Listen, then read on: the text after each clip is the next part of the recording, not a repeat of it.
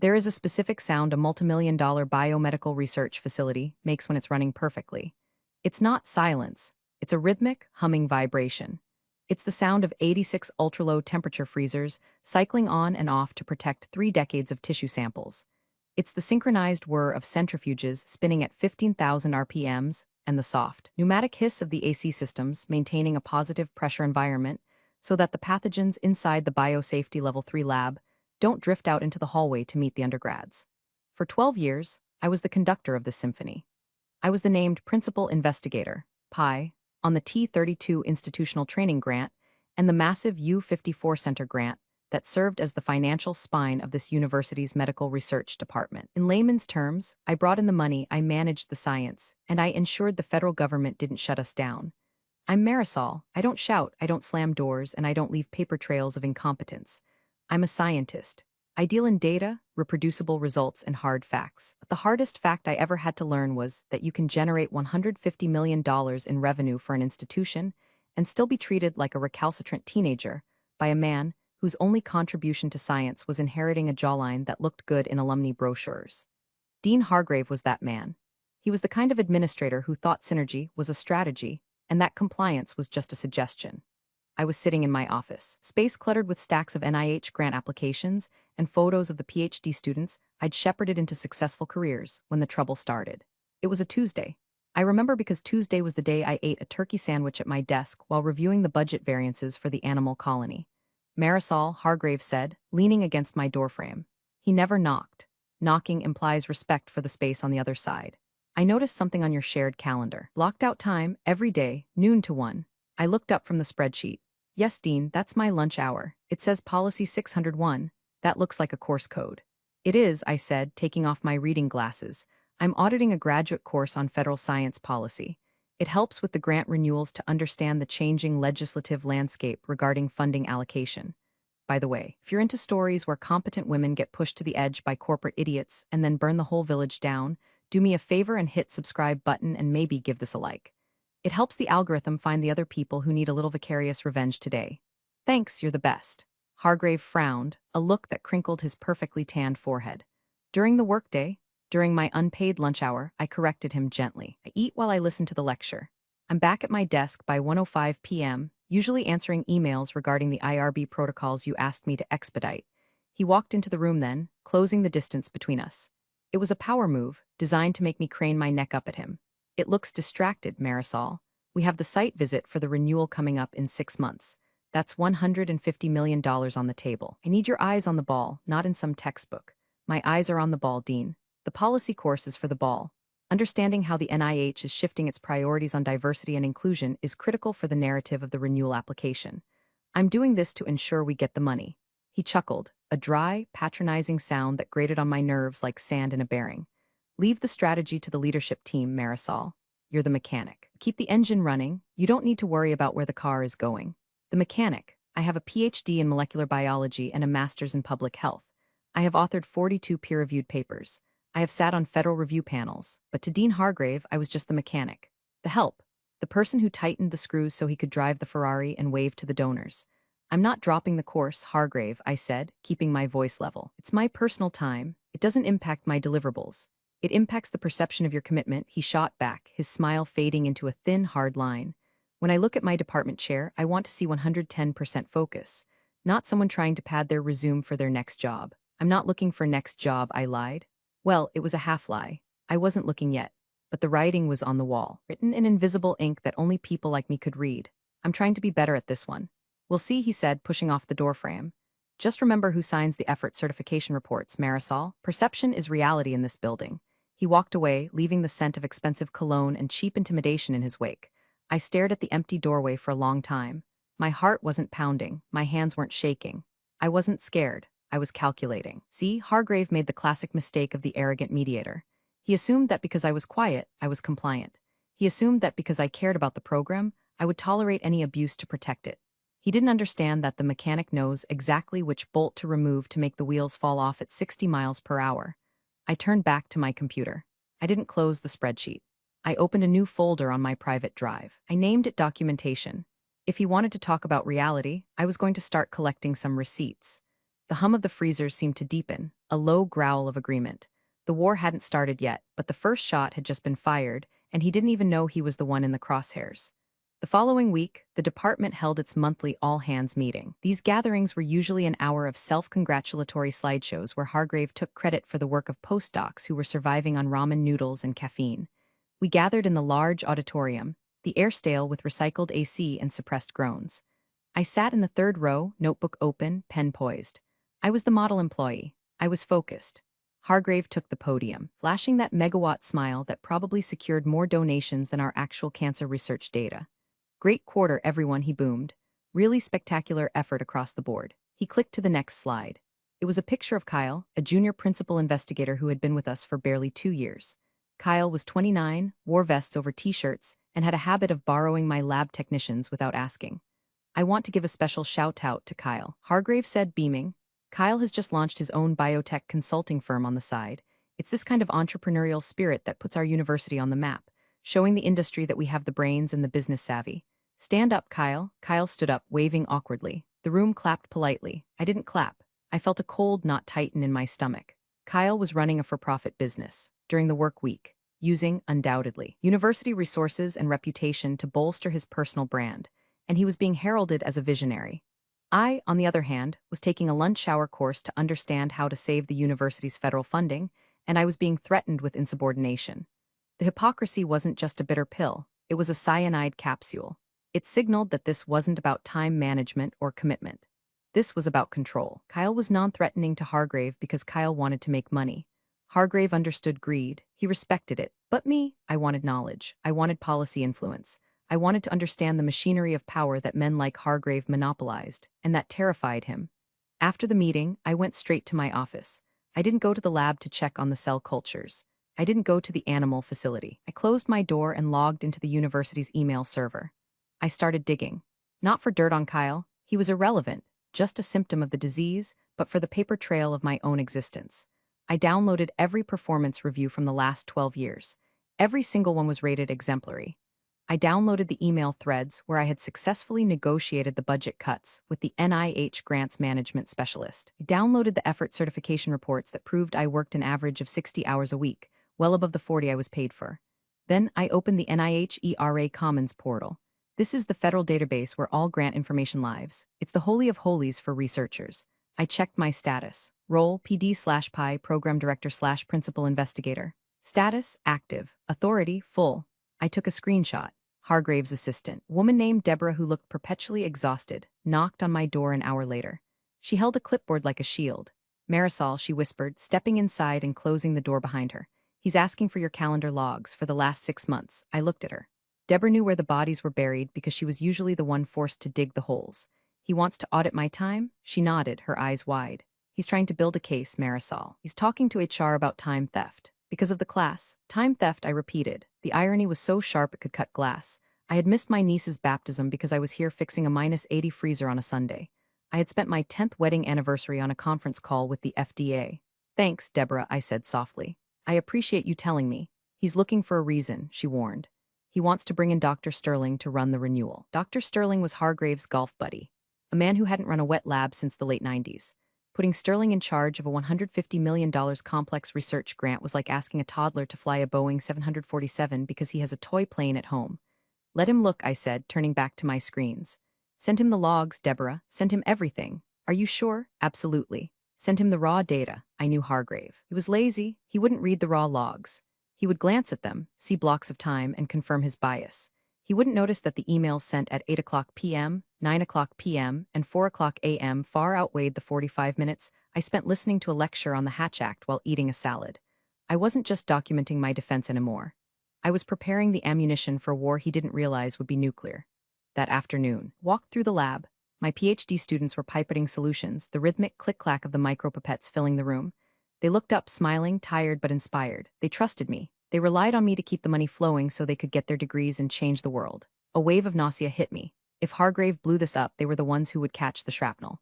I stopped by the desk of my lab manager, Sarah. She was the sergeant of this platoon. Sarah, I said quietly, make sure all the data on the local servers is backed up to the cloud tonight. Everything, every gel image, every sequencing file. She looked at me, sensing the shift in my tone. Is everything okay, boss? Just housekeeping, I said. We're due for a storm. She didn't ask questions. She just nodded and started typing. That's the difference between a leader and a boss. A boss demands obedience. A leader commands trust. Hargrave was about to learn that you can fire a person, but you can't fire the loyalty they've built. As I left the building that evening, the sun was setting over the campus. It looked beautiful, golden light hitting the brick buildings. It looked like a citadel of knowledge, but from where I stood, it looked like a house of cards, and Dean Hargrave was holding a match. 2 days later, the summons came. It wasn't a meeting invite. It was a calendar notification, titled Review of Duties with Hargrave and the Director of Human Resources, a woman named Brenda who had the personality of a wet cardigan. I walked into the conference room at 9 o'clock a.m. sharp. I didn't bring a notepad. I didn't bring a pen. I brought a single manila folder containing my time-stamped activity logs and the university's handbook on professional development. Hargrave sat at the head of the table, looking solemn. Brenda sat to his right, avoiding eye contact. Marisol, please have a seat, Hargrave said, gesturing to the chair furthest from him. I'm fine standing, I said. I have a transformation assay running that needs to be checked in 20 minutes. Hargrave sighed, the sound of a disappointed father. This is exactly what we need to discuss. Your prioritization. Brenda cleared her throat and slid a piece of paper across the mahogany table. Dr. Morneau, you're placing you on a performance improvement plan, effective immediately. The concerns raised regarding your time management and unauthorized educational pursuits during business hours have become untenable. I looked at the paper. It was a template. I could see where they had copy-pasted my name. Untenable, I repeated. I secured $12 million in bridge funding last month, Brenda. Is that untenable? Revenue generation does not excuse policy violations, Brenda recited, likely reading from a script in her head. The dean feels your focus is fractured. The PIP requires you to cease all non-work-related coursework immediately and submit a daily hour-by-hour log of your activities for the next 60 days. And if I refuse, I asked. Hargrave leaned forward. Then we will have to discuss your future at this institution, or lack thereof. This is about the lunch class? I asked, looking directly at him. Really? It's about insubordination, Marisol, Hargrave snapped, his mask slipping. I told you to drop it. You didn't. You challenged my authority on my floor. You think because you bring in the grants you're untouchable, but you're not. The university owns the grants. The university employs the staff. You are just an employee. The university owns the grants, I said slowly, testing the weight of the words. Is that your understanding, Dean? That the NIH awards money to the building, not the scientist? The award is to the institution, he said smugly. You are replaceable. There it was, the fatal error. He truly believed that the science happened by magic and that the millions of dollars flowing in were due to the prestigious letterhead, not the brain managing the complex web of federal regulations, animal welfare protocols, and scientific aims. I see, I said. So to clarify, drop the class or be fired. We prefer the term separated. Brenda added helpfully. I'll need to think about it, I said. You have 24 hours to sign the PIP, Hargrave said. Make the right choice, Marisol. Don't throw away a career over a hobby. I walked out. I didn't go to the lab, I went to the server room.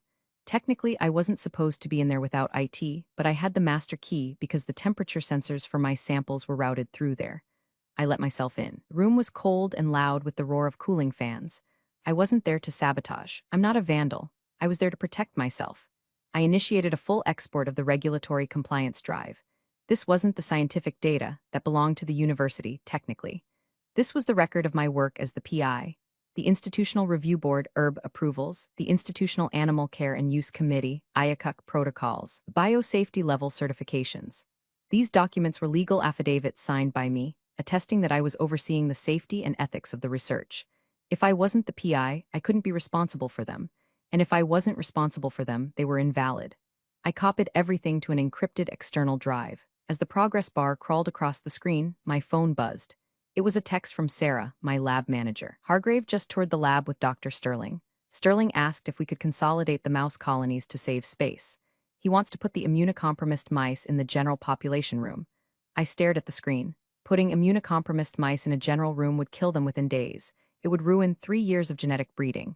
It was scientifically illiterate. What did you tell him? I texted back. I told him that would kill the models. He told me that he's the incoming strategic director, and I should worry about cleaning cages. My hand shook, not from fear, from rage. They weren't just coming for me, they were coming for the work. They were going to dismantle a decade of progress because Sterling wanted to save space for his ego and Hargrave wanted to prove a point. The download finished. I pulled the drive. I knew what I had to do. Signing the PIP was an admission of guilt, was a collar around my neck. If I stayed, I would be micromanaged into insanity, and eventually fired anyway once they felt they had transferred enough of my knowledge to Sterling. I wasn't going to give them the time. I walked back to my office. I looked at the photos of my team. I looked at the whiteboard covered in molecular pathways. I was going to lose this battle. I knew that. But I was going to make sure that winning it cost Hargrave everything he valued. I sat down and typed a single email. Not to Hargrave, to the registrar's office. Please confirm my enrollment in policy 601 for the remainder of the semester. I will not be withdrawing. Then I waited. The next morning, my badge didn't work on the parking garage reader. It flashed red. Access denied. I wasn't surprised. I reversed my car, parked in the visitor lot, paid the $25 daily rate, and walked to the building. A security guard at the front desk, a man named Earl who I'd baked cookies for every Christmas for 10 years, couldn't look me in the eye. They told me to send you straight to admin, Dr. Morneau, he mumbled, looking at his shoes. Sorry. It's okay, Earl, I said. You're doing your job. I took the elevator up to the dean's suite. The hallway felt longer than usual. The silence was heavy. Hargrave and Brenda were waiting. The door was already open. There was a cardboard box on the table. You didn't sign the PIP, Hargrave said. He sounded almost gleeful. No, I said. I didn't. Then you've left us no choice, he said, smoothing his tie. Effective immediately, your employment with the university is terminated for insubordination and failure to adhere to university policy regarding time allocation. Terminated, I said. The word hung in the air. It will allow you 15 minutes to collect personal effects from your office, Brenda said, reciting her lines. Security will escort you. You are not to access any computers. You are not to speak to staff. And the grant? I asked. The renewal meeting is in 4 months. We have it handled. Hargrave waved a hand dismissively. Dr. Sterling has graciously agreed to step in as interim PI. He's already reviewing your files. Sterling doesn't have the clearance for the BSL-3 lab, I noted. He's being fast-tracked, Hargrave snapped. Stop worrying about the university, Marisol. Worry about your unemployment hearing. We will be contesting it. I looked at him. I really looked at him. I saw a man who thought he was cutting out a tumor, unaware he was actually removing the heart. Can I have that in writing? I asked. The termination notice, specifically stating the reason is insubordination regarding the course. It's all in the packet, Brenda said, pushing a thick envelope toward me. I picked it up. It felt heavy. Goodbye, Dean. Goodbye, Marisol. I hope you learn some humility in your next role. I walked out. The security guard, a stranger this time, walked me to my office. I didn't pack much. My framed degree, a photo of my late husband, a cactus. I left the awards. I left the binders. I left the notes. As I walked through the lab for the last time, the room went silent. My students froze. Sarah stood up, tears in her eyes. I couldn't speak to them. The guard was watching. I just nodded, a sharp, single nod that meant keep going. Don't stop. They escorted me to the curb. I put the box in my passenger seat. I didn't go home to cry. I went to a coffee shop with secure Wi-Fi 2 towns over. I ordered a black tea. I opened my laptop. My personal one. I logged into ERA Commons, the federal portal. I navigated to the T32 and U54 grants. The dashboard glowed with the status, awarded. I clicked on the Change of Status tab. The NIH has very strict rules. A grant is awarded to an institution, yes, but it is awarded contingent on the specific competence of the named principal investigator. If that PI leaves, dies, or is removed, the institution must notify the NIH immediately. But Hargrave hadn't notified them. He probably planned to do it later or have Sterling just slide in quietly. I wasn't going to wait for him. I filled out the form. Reason for change, termination of employment. Effective date today. New PI, none. There is a checkbox at the bottom that says, I certify that I am no longer responsible for the oversight, fiscal management, and scientific integrity of this award. I clicked it. Then I went to the regulatory agencies, the IACUC portal, the IRB portal. I formally withdrew as the responsible official. In the eyes of the federal government, as of 10:42 a.m., the research program at my university was a ship without a captain. Legally, not a single mouse could be touched, not a single patient enrolled in a trial, not a single dollar drawn down from the account until a new PI was vetted and approved by the NIH. And the NIH vetting process takes months. Hargrave thought he had fired an employee. He didn't realize he had just triggered an automatic suspension of operations. I hit submit. The screen flashed green, update successful. I closed my laptop. I took a sip of my tea. It was still hot. Humility, I whispered to myself. We'll see who learns what. The first week of unemployment was strange. For 12 years, my adrenaline spiked at 6 o'clock a.m. Now I woke up, looked at the ceiling, and realized I had nowhere to be. I started gardening. I pruned my hydrangeas with the same precision I used to dissect tissue samples. My phone started ringing on day 3. It wasn't Hargrave. It was the compliance office. Dr. Morneau, this is Linda from Research Compliance. Just got an automated flag from the Animal Welfare Office. It says the protocols are suspended because the RO is inactive. Can you call me back? We can't feed the models until this is cleared. I didn't answer. I wasn't the RO responsible official anymore. That was Hargrave's problem. If he hadn't appointed a replacement before firing me, that was a violation of federal law. Day 4. An email to my personal account from the Grants Management Office. Marisol, the drawdown request for the payroll was rejected by the payment management system. It says key personnel void.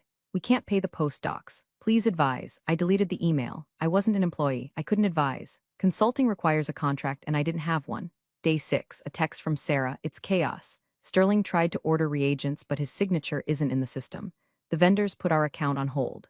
Hargrave is screaming at it. He thinks it's a computer glitch. I smiled at that. A glitch. That's what they always think. They think the system works automatically. They don't see the thousands of hours of maintenance. They don't see the person holding the wires together during the storm. They remove the person and blame the wires. I poured myself a glass of wine and sat on my porch. I could imagine the scene. The glitch wasn't in the computer. The glitch was in the leadership. By the second week, the silence from the administration turned into panic. I received a certified letter via FedEx. It was from the university's general counsel. Dear Dr. Morneau, it has come to our attention that you have altered federal records regarding Grant U-54. You are hereby ordered to restore access and assist in the transition. I laughed out loud. Altered? I hadn't altered anything. I had reported a fact. I was no longer employed, therefore, was no longer the PI. I didn't reply to the letter. Instead, I forwarded it to my attorney, a shark of a woman named Jessica who specialized in academic labor law. She called me 10 minutes later. They're threatening you for complying with the law? She asked, sounding delighted. It appears so. Don't answer them, she said. Let them dig. If they want you to fix it, they have to hire you back. And if they hire you back, it's going to cost them triple. I don't want to go back. Jessica, good, she said. Then we watched them burn. I spent the next month quietly interviewing. I didn't apply to job postings. I reached out to my network. The world of high-level biomedical research is small. Word had gotten out that I was available. The rumors were wild. Some said I had embezzled money. Some said I had a nervous breakdown. But the people who mattered, the other serious scientists, they knew the truth. They knew Hargrave. They knew the score. I had a meeting with the dean of research at a rival university in Maryland. Why did you leave? He asked. Professional differences regarding compliance and resource allocation, I said. I heard Hargrave fired you over a lunch class, he said, raising an eyebrow. That was the stated reason. He shook his head. We have a policy here, Marisol. If you want to take a class, we pay for it, especially if it helps us get grants. That sounds logical, I said. We have an opening for department chair, he said. We need someone to clean up a mess. We need a mechanic. I smiled. I'm pretty good at fixing engines. But I come with a condition, which is I bring my own team once their contracts are liberated. He grinned. I think we can accommodate that. Back at my old university, the silence was breaking. The glitch hadn't been fixed. The renewal deadline was looming, and the NIH program officer had just scheduled the site visit. Hargrave had appointed Sterling as the interim PI in the university system, but he hadn't gotten the NIH approval yet. He assumed it was a rubber stamp. He was about to find out that the NIH doesn't use rubber stamps. They use microscopes, 2 months post-termination. The university was bleeding, but they were trying to hide the wound with Band-Aids. Sarah kept me updated through encrypted messaging apps. Sterling told us to just keep working despite the protocol suspension, she texted. He said he'd backdate the paperwork once the NIH approves him. I stared at the phone. Backdating federal compliance paperwork is a felony. It's fraud. Sterling wasn't just incompetent, he was dangerous. Don't do it, Sarah, I replied. Document that instruction. Do not sign anything. I'm not. But the postdocs are scared. They need the data for their papers. The tragedy of academia is that the most vulnerable people are the ones who get crushed by the egos at the top. Meanwhile, the university was preparing for the $150 million grant renewal site visit. This is a theatrical event. The NIH flies in a team of experts, peer reviewers, program officers, budget analysts. They tour the labs, they interview the staff, they look at the books. Hargrave was in full PR mode. He was boasting to the faculty senate that the transition was seamless. He claimed that under Sterling's leadership, the department was streamlining operations. Streamlining meant that 3 of my specialized technicians had quit because Sterling yelled at them for using too many gloves. Then came the issue of the rats. We had a colony of transgenic rats, extremely expensive, genetically modified animals that modeled human hypertension. It required a specific diet and a specific humidity level. I used to check the humidity logs every morning. Sterling didn't know how to access the building automation system. One Tuesday, the AC system in the animal facility drifted. The humidity dropped to 10%. Rats regulate their heat through their tails. In low humidity, they get ringtail, a painful condition where the tail constricts and can fall off. The vet staff flagged it. They called Sterling. Sterling was on the golf course. He didn't answer. By the time he came in the next day, the vet had reported the incident to OLA, Office of Laboratory Animal Welfare. This is a mandatory reportable event. It goes on the permanent record. When you are applying for $150 million grant, having an active animal welfare investigation is like showing up to a job interview with blood on your shirt. Hargrave tried to spin it. He blamed the facility's staff, blamed the aging infrastructure. He didn't mention that I had a pending work order to upgrade the humidity sensors that he had canceled to save money. I sat in my new living room, reviewing the offer letter from the Maryland University. It was generous, tenure, a startup package for my lab, full autonomy, but I couldn't sign it yet. I needed to see this through. I needed to see the moment the truth hit them. The date of the site visit arrived. I knew the schedule because I had written the original draft of it 6 months ago. 9 o'clock a.m., welcome breakfast. 10 o'clock a.m., leadership overview. 11 o'clock a.m., compliance review. The compliance review, that was the kill zone. I wasn't there, obviously. But I knew who was leading the NIH team. Dr. Evans. Dr. Evans was a former military surgeon. He didn't like charm. He didn't like slideshows. He liked paperwork. He liked rules. I imagined the scene. Hargrave in his best suit. Sterling sweating in his vest. Dr. Evans opening the binder. I poured a cup of coffee. The clock on the wall read 10:55 a.m. Showtime, I whispered. I wasn't in the room, but I can tell you exactly what happened. I know because Dr. Evans sent me an email 3 days later, and because Sarah was in the back of the room, taking notes like a war correspondent. The conference room was set up with pastries that cost more than a grad student's weekly stipend. Hargrave sat at the head of the table, flanked by Sterling and the provost. Dr. Evans walked in. He didn't touch the pastries. He placed a single, thick file on the table. "Good morning," Evans said. His voice was dry like old paper. "Let's skip the presentation. I've read the application." Hargrave's smile faltered. "Of course. Just wanted to highlight the new strategic direction." "The application lists Dr. Marisol Morneau as the principal investigator," Evans said, opening the file. "I don't see Dr. Morneau." "Ah, yes," Hargrave said, leaning back, projecting confidence. "We have had a leadership transition. Dr. Morneau is no longer with the university. We have appointed Dr. Sterling as the interim PI. He is fully up to speed." Evans didn't look at Sterling. He looked at the paper in front of him. "I checked the ERA Commons this morning," Evans said. "Dr. Sterling is not listed as the PI on the award. It's pending approval," Hargrave said quickly. "Just a formality." "It's not a formality," Dean Hargrave, Evans said. "It is a legal requirement. Without an approved PI, this grant is currently in a non-compliant state. We submitted the paperwork," Sterling piped up. Evans turned to him. "When? 2 months ago." Sterling lied. Evans pulled a sheet from his file. "I have a change of status notification from Dr. Morneau dated 2 months ago, removing herself from the award. I have nothing from the university nominating you until last week." The room went cold. Hargrave glared at Brenda. Brenda looked at her shoes. They had forgotten. In their arrogance, they assumed they could just swap names in the slide deck and the government wouldn't notice. Furthermore, Evans continued, flipping a page. "Since there was no active PI for 2 months who has been overseeing the human subjects research?" "I have," Sterling said. "But you aren't the PI," Evans said. "And you aren't listed on the IRB protocols. Which means any patient data collected in the last 60 days was collected without authorized oversight." "That's a technicality," Hargrave said, his voice rising. "It's a violation of the Code of Federal Regulations, Title 45. Evans said sharply. He closed the binder. "Gentlemen, I cannot renew a grant for a program that is currently operating illegally." "Now wait a minute," Hargrave stood up. "This is a $150 million center. You can't just shut it down because of paperwork." "I'm not shutting it down because of paperwork," Evans said, standing up as well. "I'm shutting it down because you fired the only person who knew how to run it. And you were too arrogant to realize she took the keys with her."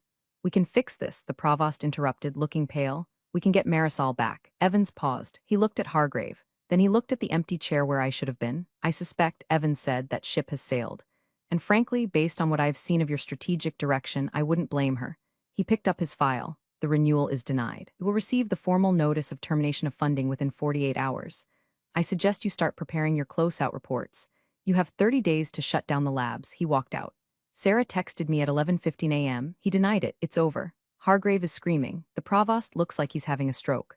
I sat on my porch. A bird landed on the feeder I had just filled. It chirped, a happy, oblivious sound. I didn't feel happy. I didn't feel sad. I felt the specific, cold satisfaction of an equation balancing out. Force equals mass times acceleration.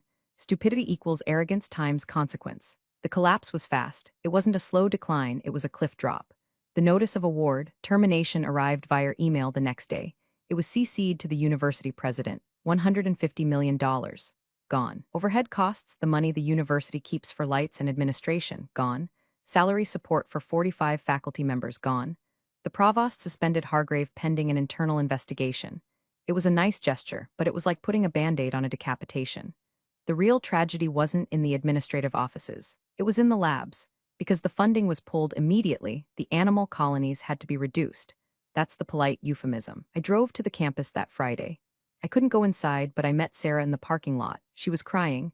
They made us euthanize the hypertension line, she sobbed. 6 years of breeding, gone in an hour. Sterling didn't even watch.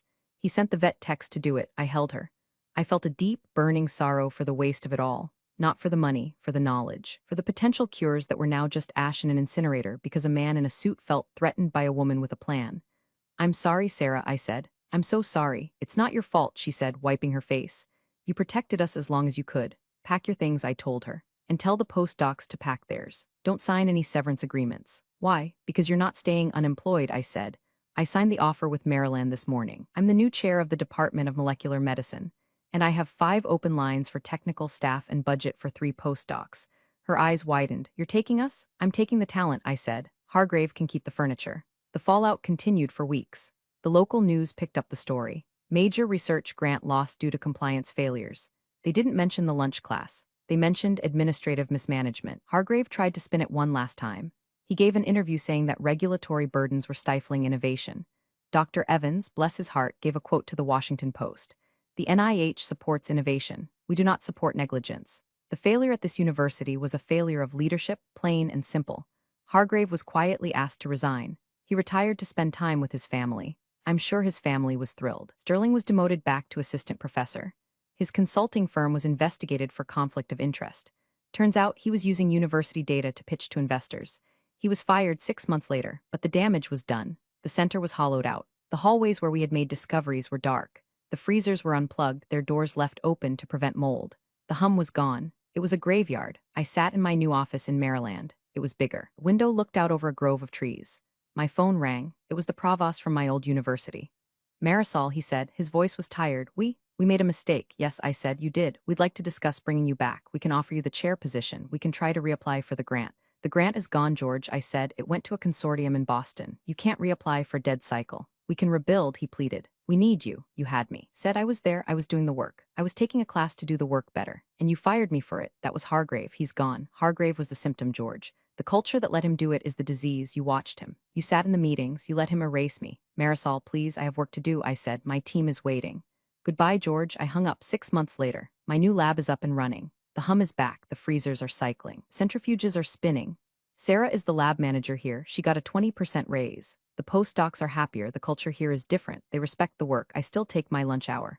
I finished Policy 601. I got an A. I'm now enrolled in a course on executive leadership in science.